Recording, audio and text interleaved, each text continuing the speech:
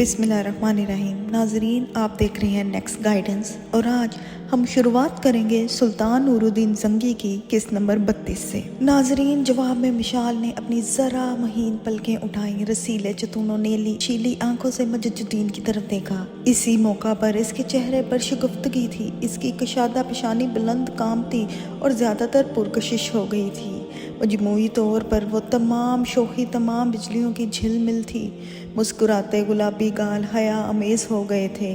फिर अपने गुलाबी रसदार लबों से तबस्सुम बिखेरते हुए वो मुजद्दुद्दीन को मुखातिब करते हुए कहने लगी, अमीर, सबसे पहले तो मैं आपकी शुक्रगुजार हूँ कि आप मुझे अपनी ज़िंदगी का साथी बनाने में रजामंद हुए हैं। रद्द अमल के तौर पर मैं यही कह सकती हूँ कि मैं आपकी मंजिलों की मुसाफत को अपने रवैये से शादमानी और रास्तों को कहकशां और महमाओ अंजम बनाने में कोशिश करूंगी। अपने जिस्म को आपके लिए अमृत, अपनी जान को नगमागर, अपनी रूह को आपके लिए खुशियों का सबाहत साबित करूंगी।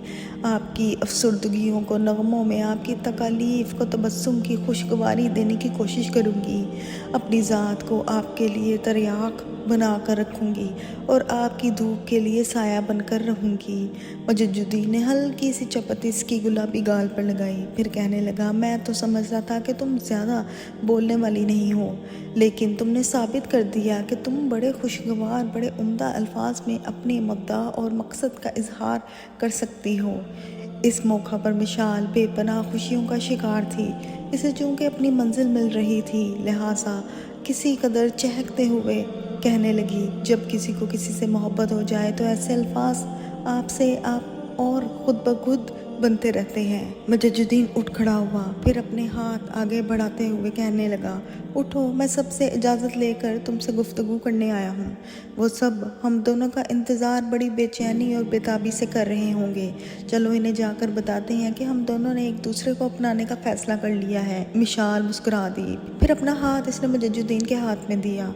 उठ खड़ी हुई, दरवाजे तक दोनों एक दूसरे के हाथ में हाथ डाले रहे, फिर हाथ छोड़ दिए। दोनों इसी जगह आए जहां सब बैठे बड़ी बेचैनी इनका इंतजार कर रहे थे। मिशाल आगे बढ़कर मरसीना के पहलू में बैठ गई थी। इस मौका पर मुजद्दुद्दीन सबको मुखातिब करके कहने लगा, हम दोनों ने मिलकर फैसला किया है कि हम दोनों एक दूसरे को अपना लें, इसी में हमारी बेहतरी है। मुजद्दुद्दीन के ये अल्फाज सुनकर सबके चेहरों पर खुशियाँ और तबस्सुम बिखर गए। फिर सब जोरदार आवाज़ों में मुजद्दुद्दीन और मिशाल दोनों को मुबारकबाद देने लगे थे। ऐसे में हवेली के दरवाजे पर दस्तक हुई थी। शमसुद्दीन फौरन उठ खड़ा हुआ और कहने लगा, मैं देखता हूँ दस्तक देने वाला कौन है। इसके साथ ही वो तकरीबन भागता हुआ हवेली के सदर दरवाजे की तरफ चला गया था। थोड़ी देर बाद शमसुद्दीन लौटा, कुछ परेशान, उदास और अफसरदा था। इसकी ये हालत देखते मुजद्दुद्दीन ने इसको मुखातिब करते हुए पूछ लिया, शमसुद्दीन मेरे भाई, क्या बात है? तुम हंसते मुस्कुराते और छलांगे लगाते हुए गए थे और ये उदास सा मुंह लेकर लौट आए हो, खैरियत तो है? शमसुद्दीन ने एक भरपूर निगाह सामने खड़ी मिशाल पर डाली और मुजद्दुद्दीन को मुखातिब करके कहने लगा, भाई, मेरी उदासी की वजह ये है कि हम थोड़ी देर पहले खुशी का एहतमाम करने वाले थे, शायद वो ना कर सकेंगे। बाहर जिस शख्स ने दस्तक दी है सुल्तान नूरुद्दीन जंगी का कासिद है। सुल्तान ने फिलफौर आपको तलब किया है। कासिद को मैं निशिस्त गाह में बिठा आया हूँ। मुजद्दुद्दीन इस तरफ गया। इसके जाने के बाद शमसुद्दीन ने अपनी माँ आबदा को मुखातिब किया, माँ, क्या ऐसा मुमकिन नहीं हम जल्दी जल्दी इंतज़ाम करके थोड़ी देर तक भाई और मिशाल के निकाह का एहतमाम कर दें? बात यह है कि मैं और ख़ुद खुश हो रहे थे कि आज की रात हमारे लिए खुशियों भरी रात होगी और ये कि हम भाई और मिशाल के एक होने का एहतमाम करेंगे, लेकिन लगता है मामला कुछ उल्ट हो रहा है, इसलिए कि जो कासिद पैगाम लेकर आया है इसके पैगाम की संजीदगी को जानते हुए मैं फ़िक्रमंद हूँ कि शायद भाई को यहाँ से फिलफौर कूच करना पड़े। शमसुद्दीन के इन अल्फाज पर आबदा ने मरसीना की तरफ देखा और कहने लगी, मरसीना, मेरी बेटी, अब मुजद्दुद्दीन मिशाल के साथ शादी करने रजामंद हो गया है, तो मेरी बेटी वो लौटे तो पता चले कि आने वाले कासिद के साथ वो क्या मामला करता है। अगर तो आज रात रुकता है तो फिर कल दिन के वक्त मिशाल और मुजद्दुद्दीन के निकाह का एहतमाम किया जाएगा। यहाँ तक कहने के बाद लम्हा भर को आबदा रुकी, फिर मिशाल की तरफ देखते हुए कहने लगी, मिशाल मेरी बेटी, सबसे पहले तो मैं तुम्हें मुबारकबाद देती हूँ कि तुम अपनी मंजिल, अपना मकसद हासिल करने में कामयाब हुई हो। मेरी बेटी, मेरी दुआ है कि तुम दोनों मजजुद्दीन के साथ खुश और आसूदा रहो। बेटी, अगर मजजुद्दीन आज रात रुकता है, कल तुम दोनों की हैसियत मियाँ बीवी सी है, तुम मजजुद्दीन के साथ उठ बैठ सकती हो, इसका काम कर सकती हो, ऐसे ही जैसे मरसीना करती है। यहाँ तक कहने के बाद आबदा एक बार फिर रुकी, फिर कहने लगी, मरसीना तुम और मिशाल दोनों अब ये करो कि जमार और अबीरा को अपने साथ लो, फौरन खाना लगाओ, हो सकता है मजजुद्दीन को कूच कर जाना पड़े। मैं नहीं चाहूँगी कि वो भूखा प्यासा यहाँ से जाए। आबदा की इस गुफ्तगू से मिशाल खुश और मुतमईन हो गई थी। फिर खुशी भरी आवाज़ में आबदा को मुखातिब करके कहने लगी, माँ आपकी रजामंदी हो तो हम यही खाना लगा देती हैं, ताया को खाना वहाँ पहुँचा देती हैं। आबदा ने जब इस बात पर सर हिलाया तब मरसीना, मिशाल, जमारा उठ के मतबख की तरफ हो ली थी। वो चारों खाने के बर्तन उठा रही थी कि बड़ी तेजी से मजजुद्दीन नशिस्तगाह से उधर आया। सब इसकी तरफ देखने लगे थे। इस मौका पर आबदा को मुखातिब करके मजजुद्दीन कहने लगा, माँ सुल्तान ने मुझे फिलफौर तलब किया है, मैं आज रात यहाँ क़याम नहीं कर सकूँगा। अगर खाना जल्दी लगा दिया तो मैं फिलफौर खाना खाकर यहाँ से रुखसत हो जाऊँगा।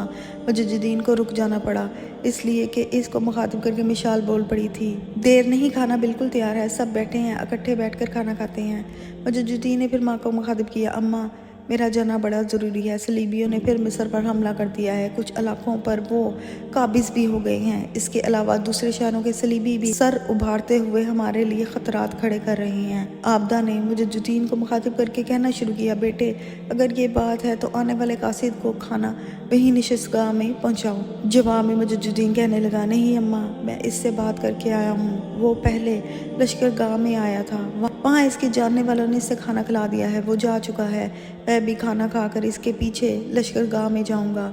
जो मुसल्लह दस्ते मेरे साथ आए थे इनके साथ मैं सुल्तान की तरफ कूच कर जाऊँगा।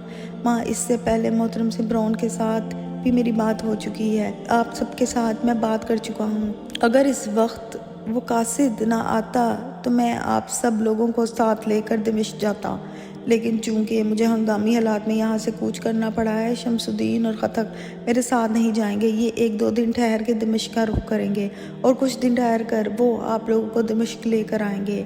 वहाँ बड़ी बेचैनी से आपका इंतज़ार करूँगा।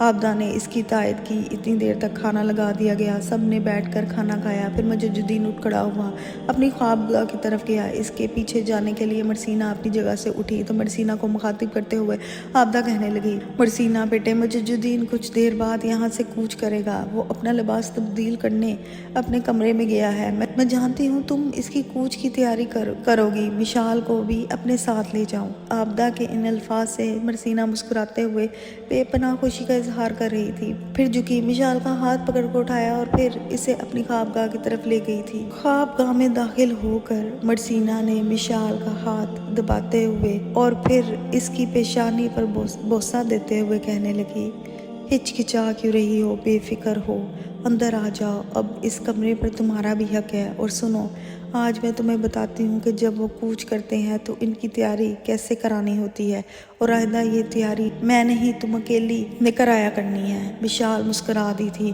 फिर वो दोनों आगे बढ़कर मजजुद्दीन के घोड़े की जेन से लटकाई जाने वाली तमाम खर्जीनें तैयार करने लगी थी, जिनमें कपड़े और ज़रूरियात का दूसरा सामान हुआ करता था। पर्दे के पीछे से जब मजजुद्दीन अपनी जंगी लिबास पहन कर निकला तो इसने देखा ख्वाबगाह में मरसीना और मिशाल दोनों इसका सामान तैयार करके इसकी मुंतज़िर खड़ी थी। घोड़े की जेन से बांधी जाने वाली दोनों खर्जीनें मिशाल ने उठा रखी थी। मजजुद्दीन आगे बढ़ा और मिशाल की तरफ हाथ बढ़ाते हुए कहना शुरू किया, ये खर्जीनें मुझे दे दो। और मिशाल ने बड़े प्यारे अंदाज में मजजुद्दीन का आगे बढ़ा हुआ हाथ पकड़ लिया और कहने लगी, नहीं, आप मुझे इस सादत से महरूम ना करें।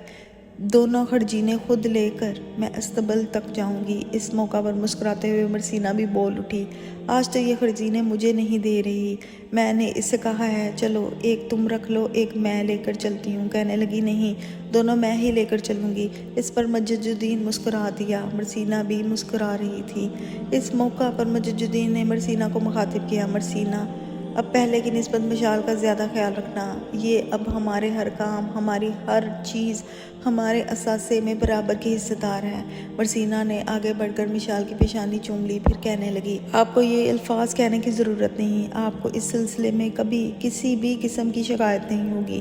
مشال اداس ہو گئی تھی۔ اس موقع پر مرسینہ نے اس کے گال پر چپت لگاتے ہوئے کہنا شروع کیا، میں ہی بولے جا رہی ہوں، تم بھی تو کچھ بولو، امیر رخصت ہو رہے ہیں۔ بڑی اداسی اور افسردگی سے مشال نے مجددین کی طرف دیکھا، پھر کہنے لگی، آپ ہمیشہ بت خانوں کے خلاف سحر کا خورشید بن کر ابھرتے ہیں۔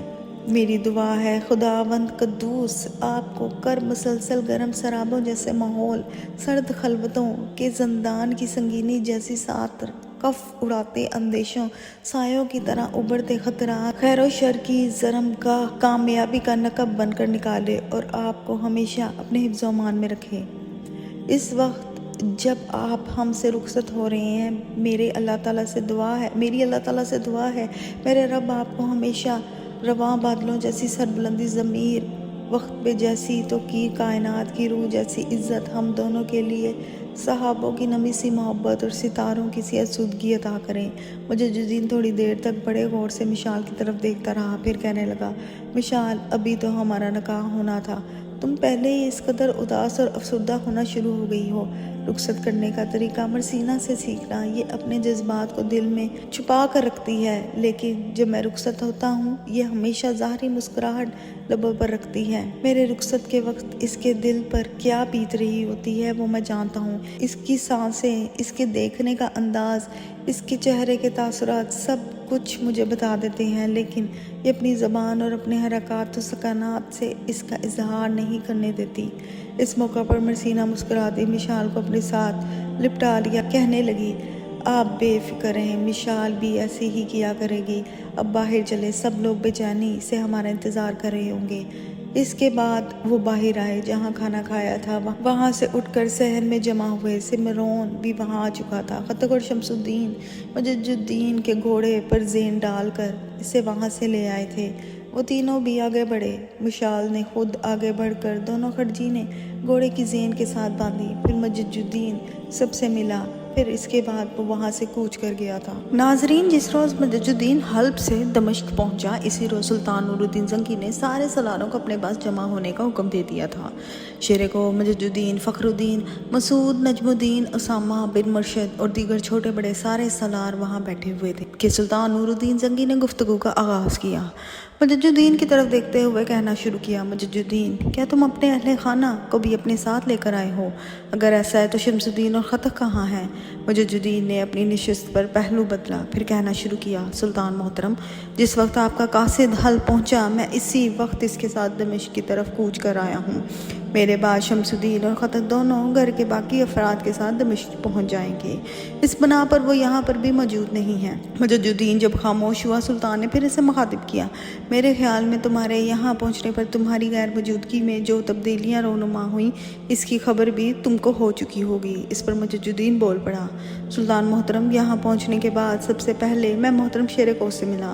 میرے بعد جو تبدیلیاں ہوئیں اور جس طرح اشاور یہاں پہنچا اور آپ سے مدد کی درخواست کی، وہ ساری تفصیل مجھ سے امیر شیر کو نے کہتی ہے۔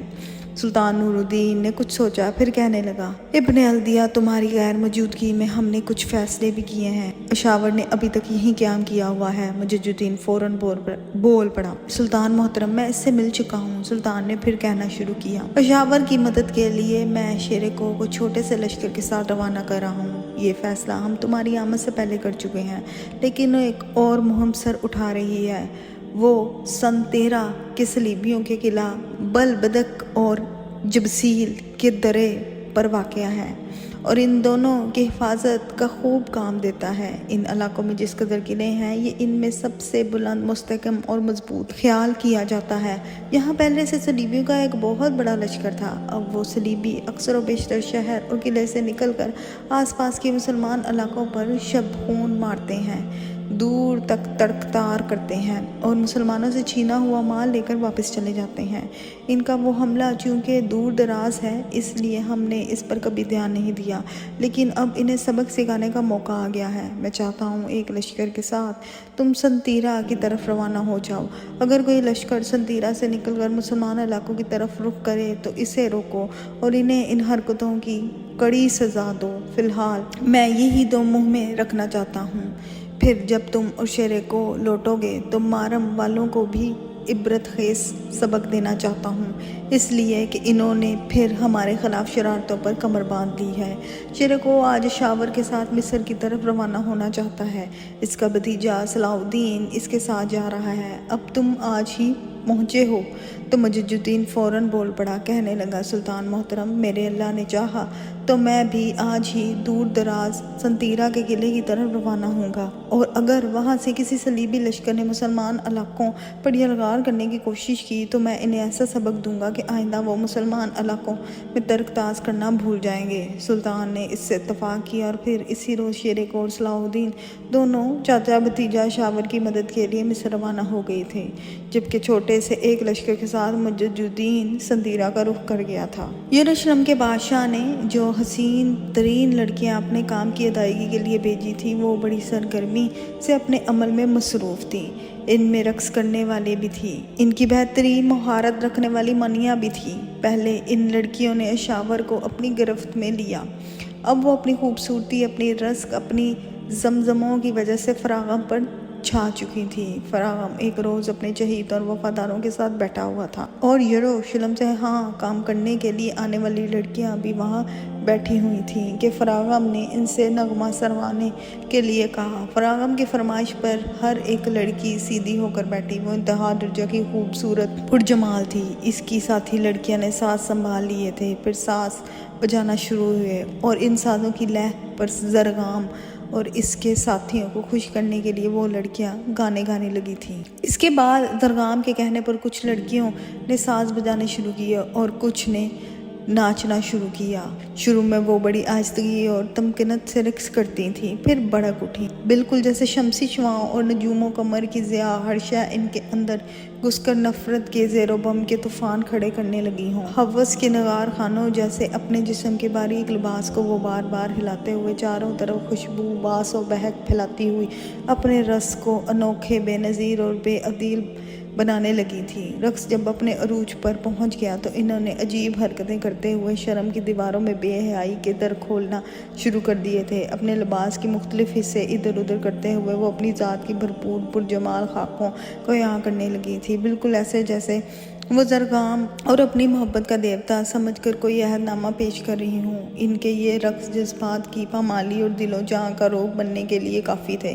وہاں بیٹھے لوگوں پر عجیب و لطیف اندود کی امیز میلے جذبے طاری کر رہے تھے، اور رقصاؤں کے صحرا کی طرح تپتے جسم، بے حیائی کو ترستی آنکھیں، اور پھر تیز بڑھتی شانوں اور تشدد پر اترتی عشرت و مسرت گیتوں کی لے پر وہ اس طرح لہرا رہی تھی جیسے سبزی و شادابی میں کوئی طوفان اٹھ کھڑا ہو۔ انہوں نے وہاں بیٹھے سب لوگوں کو اپنے شباب کے اثرات سے مسحور کرنے کا تہیہ کر لیا تھا۔ یروشلم سے آنے والی ان لڑکیوں کا رقص جب اپنے عروج پر تھا، عین اسی لمحہ ایک شخص اس کمرہ میں داخل ہوا۔ زرگام کے کان میں کچھ کہا، جسے سن کر زرگام بدک اٹھا، لڑکیوں کو ہاتھ کے اشارے سے رقص ختم کرنے کو کہا، جس سے لڑکیوں کے قدم رک گئے تھے۔ ساتھ ہی زرگام نے انہیں ہاتھ کے اشارے سے چلے جانے کے لیے کہا۔ جب وہ لڑکیاں وہاں سے چلی گئیں تب اپنے ارد گرد بیٹھے ساتھیوں کو مخاطب کر کے بڑے دکھ بھرے انداز میں زرگام کہنے لگا، میرے عزیزوں، لگتا ہے ہمارے لیے منتشر کر دینے والے لمحات اٹھ کھڑے ہیں۔ ابھی جو ہمارا ساتھی خبر لے کر آیا ہے وہ یہ ہے کہ شیرکو اور اس کا بھتیجا ہم پر ضرب لگانے کے لیے بڑی تیزی سے ہمارے علاقوں کی طرف بڑھ رہے ہیں۔ آؤ ان کی راہ روکنے کے لیے کچھ کریں۔ اس کے ساتھ ہی زرگام وہاں سے نکل گیا تھا۔ زرگام فوراً حرکت میں آیا۔ ایک جگہ اس نے لشکر تیار کیا اور اپنے بھائی ناصر الدین کی کمانداری میں اس لشکر کو شیرکو اور اس کے بھتیجے صلاح الدین کی راہ روکنے کے لیے روانہ کیا۔ بلبیس کے قریب تلے پست کے مقام پر دونوں لشکر آمنے سامنے ہوئے۔ ناصر الدین کے لشکر کو دیکھتے ہی شیرکو اور لشکریوں نے سمندر کی گہرائیوں سے فلک کی بلندیوں تک قہر ماتیت کے انداز میں تکبیریں بلند کی۔ پھر شیرکو اپنے لشکر کے ساتھ ناصر الدین کے لشکر پر ایسے حملہ آور ہوا جیسے برفانی سمندر کے سفید چہرے پر برہنہ اور گرم آگ کے شعلے نزول کرتے ہیں، جیسے سنگ و خشت کو پگھلا دینے والی سیل آتش کے طوفان اپنا رنگ دکھانا شروع کرتے ہیں، جیسے جنگی تجربات کے سارے کمالات کو نگل جانے والے حیات کی معراج اپنے کام کی ابتدا کرتے ہیں۔ ناصر الدین کے لشکری اس حملہ کو دیکھ کر دنگ رہ گئے تھے۔ انہوں نے محسوس کیا کہ شیر کو اور اس کی لشکری استدعا آزادی پر تشدد اور تباہ کاری، تخریب، ستم کری کے خاتمہ کر دینے والے شرق و غرب تک پھیل جانے والے الاؤں، شعلوں اور شرارتوں کی طرح حملہ آور ہو رہے تھے۔ ناصر الدین حیران و پریشان تھا کہ وہ کس انداز اور کس سمت سے دباؤ ڈالتے ہوئے شیر کو کے خلاف کامیابی حاصل کر اس کے لشکری دیکھ رہے تھے کہ شیر کو کے حملے پر چنار کی نیلگیوں، سبز پیڑوں پر پھیلتی محبت کی خوشبو جیسی تازگی، زمین پر گرے مغلوں کے گھونگوں اور غلامی پر پڑی جانے والی حمد کی سرشاری جیسی شادابی تھی۔ بڑی تیزی کے ساتھ شیر کو اور اس کے لشکریوں نے ناصر الدین اور اس کے لشکر کی حالت سفر کی دشت میں جانی انجانی بیچارگی، تاریکیوں کے شیطانی جذبوں میں ہزیمت کی گہری دھند اور آلام کی گراں باری کو بڑھاتے، گھٹن کی خوف اور حسد کے سرخ ہوتے الاؤ جیسی بنانا شروع کر دی تھی۔ مصری زیادہ دیر تک شیر کو کے اجل کی دستک دیتے حملوں کی سانسوں کو سلوٹ سلوٹ کر دینے والی اس کی خود اعتمادی، اس کی گردش لہو میں تہ در تہ سرسام کی کاری کر دینے والی اس کی ضربوں اور قضا بن کر رقصاں ہونے جانے والی اس کی جرأت مندی اور دلیری کو زیادہ دیر تک برداشت نہ کر سکے، بھاگ کھڑے ہوئے۔ سرغام کی بدقسمتی کہ جس وقت اسے شیر کو کے حملہ آور ہونے کی اطلاع دی گئی تھی، اس نے فوراً یروشلم کے بادشاہ سے مدد طلب کی، لیکن اموری کے پہنچنے سے پہلے ہی شیر کو نے اس کی بساط الٹ کر رکھ دی تھی۔ اس کے ٹکراؤ پر بدترین شکست تھی اور پھر شیر کو شکست خوردہ لشکر کا تعاقب کرتا ہوا سیدھا قاہرہ میں جا داخل ہوا۔